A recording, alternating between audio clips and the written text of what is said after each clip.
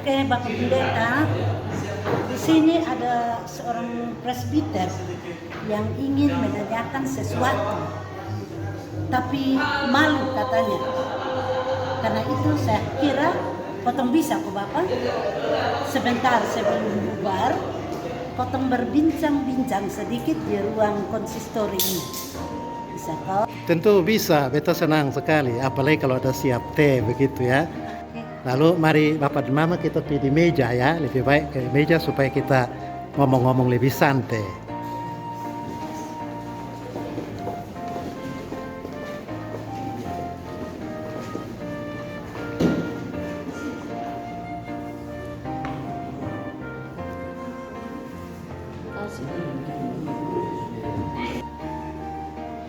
Iya Bapak Pendeta, sebetulnya yang mau Pendeta tadi omong itu beta mau tanya. Begini Bapak Pendeta, beta mengamati di masyarakat kita sekarang ini nih, perceraian perkawinan itu menjadi hal yang sudah biasa. Juga beta pernah baca di Google, Pos Kupang edisi 24 Januari 2022, di mana tercatat di Pengadilan Negeri Kupang itu ada 304 kasus perdata. 50% dari kasus itu adalah kasus perceraian. Dan tentu dari 152 kasus kurang lebih itu pasti melibatkan pasangan Kristen Protestan. Karena di Kota Kupang sendiri itu 80% penduduknya beragama Kristen Protestan. Sudah berapa kali beliau tanya saya, bolehkah gereja mengizinkan perceraian? Beta jawab boleh, karena dalam Alkitab bilang siapa bercerai berarti dia melakukan persinahan. Masalahnya beta pernah dengar juga di dalam persidangan rapat-rapat majelis jemaat yang juga mendiskusikan tentang hal ini dan mengarah kepada membolehkan sebuah perceraian. Katanya supaya menghentikan kekerasan dalam rumah tangga. Bisa begitu ke Bapak Pendeta? Begini, Bapak Ibu Penatua, memang bercerai itu sudah jadi kebiasaan, apalagi di zaman sekarang akibat dari meluasnya budaya permisivisme atau izin dari masyarakat untuk melakukan hal-hal asusila yang sekarang ini menjadi tren di banyak tempat, di media sosial, di televisi, juga di dalam masyarakat. Tetapi ingat bahwa satu kebiasaan tidak boleh menjadi dasar, patokan atau alasan bagi pertimbangan etis dalam gereja untuk menentukan satu norma kehidupan percaya. Gereja tidak boleh membenarkan kebiasaan-kebiasaan.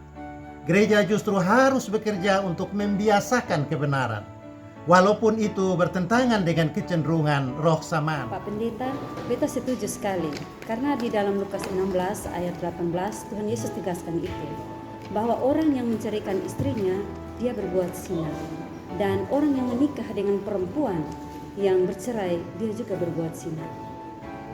Tapi kenapa di Ulangan 24 ayat 1 sampai 4 itu suami boleh menceraikan istrinya? Nah, begini, Bapak dan Mama Penatua, dalam Alkitab kita bertemu dengan banyak norma dan kaidah etis. Dan tidak semua norma itu setingkat atau setaraf.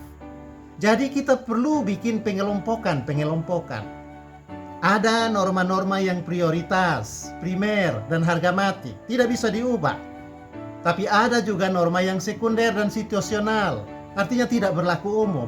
Dan ini juga yang terjadi di dalam norma etis tentang perkawinan.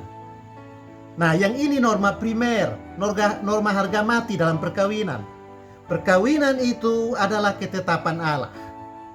Usia perkawinan itu adalah sampai ajal menjemput. Tidak boleh ada perceraian.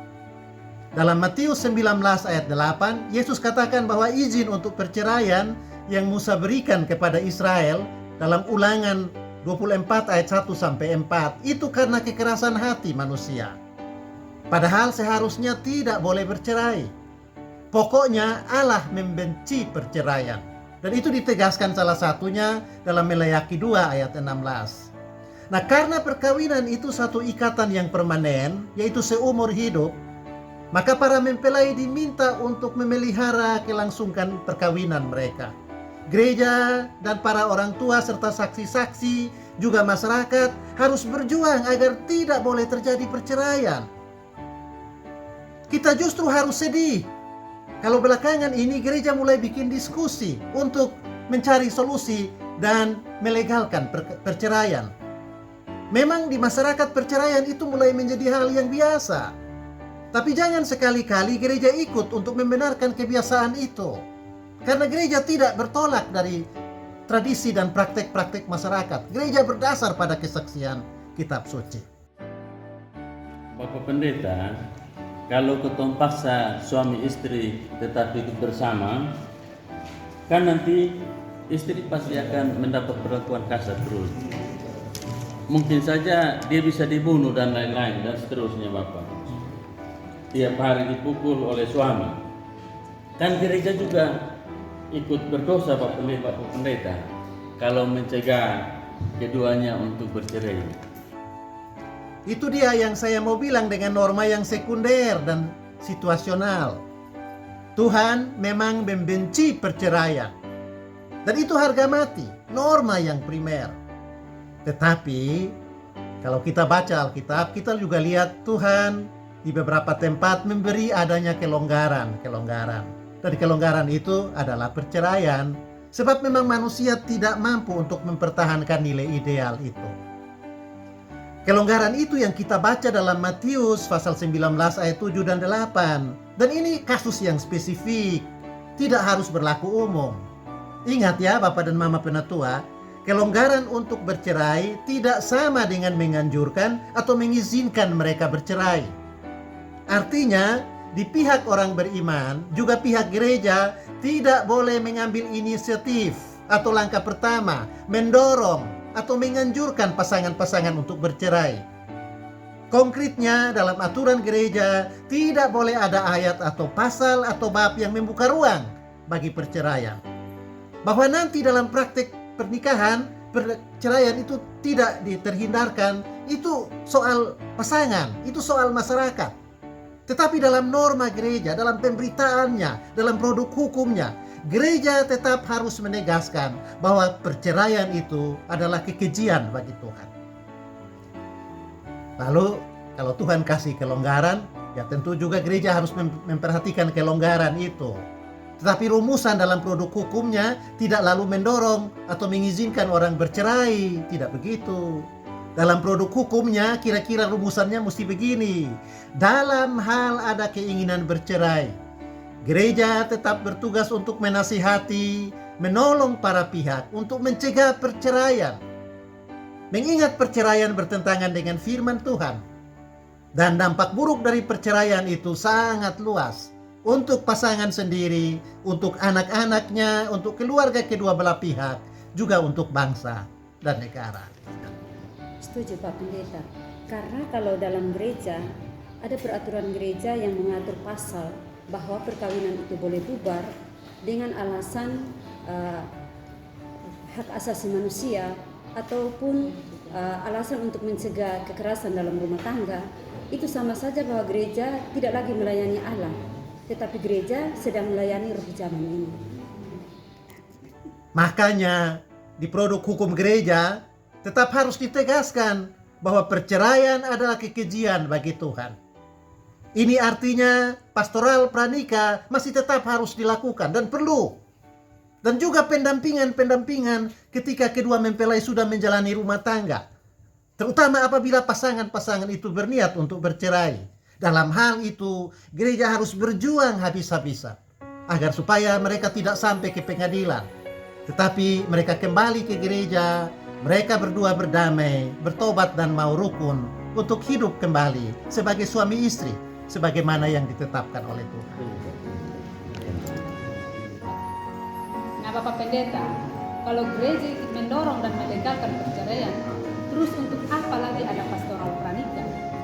Buat apa kita menasehati kedua mempelai sampai mengubah busa, ataupun ada pasal yang mengizinkan pasangan untuk bercerai. Nah itu kan Bapak Mama Penatua, berarti kita sepakat dalam satu hal, yaitu gereja tidak mengurus, mendorong, atau mendampingi pasangan nikah dalam jemaatnya untuk mereka mengurus perceraian. Yang gereja buat ialah mendampingi, menolong, dan menemani pasangan-pasangan yang berniat untuk bercerai agar sedapat-dapatnya mereka tidak meneruskan keinginan bercerai atau memutuskan untuk berdamai dan hidup kembali sebagai suami istri. Karena perceraian itu tidak dikehendaki Allah, dan gereja dipanggil untuk mendampingi suami istri merawat perkawinan mereka sebagaimana yang dikehendaki Allah. Perkawinan 1 sampai mati. Oke, terima kasih Bapak Pendeta untuk penjelasannya. Yang kotong sudah tahu, kotong jadi tahu. Tapi beta kira gereja tidak boleh ikut arus kehidupan dunia ini. Kalau gereja tidak bisa melawan arus, setidak-tidaknya gereja bisa mengatur dan mengendalikan arus.